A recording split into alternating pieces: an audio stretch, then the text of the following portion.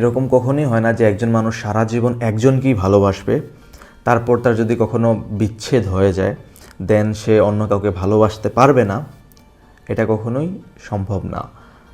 যদিও এরকম একজন মানুষ করে দেন আমি বলবো যে এটা কখনোই উচিত না।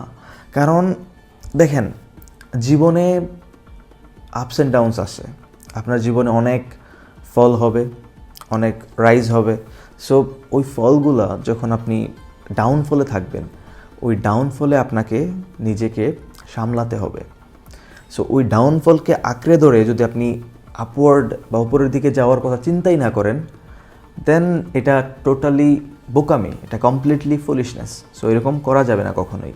সো কখনোই আমি আবারও বলছি, আপনার যখনই কোনো বিচ্ছেদ হবে, হার্ট ব্রোকেন হবে, ব্রেকআপ হবে, মেবি আপনার ওই সিচুয়েশনটা থেকে উত্তরণ হতে কিছু সময় লাগবে, ওই সিচুয়েশনটা কাটিয়ে উঠতে কিছু টাইম লাগবে। ওই টাইমটা আপনি আপনাকে দিবেন। দেন ওই টাইমটা দেওয়ার পর আপনি you are completely allowed, you are totally allowed to be in love, to fall in love. আপনার যখন এরকম হবে, বিচ্ছেদ হবে, আপনি যখন বিচ্ছেদের যে রেশটা আছে ওইটা কাটিয়ে উঠতে পারবেন, then you are completely allowed to love someone else.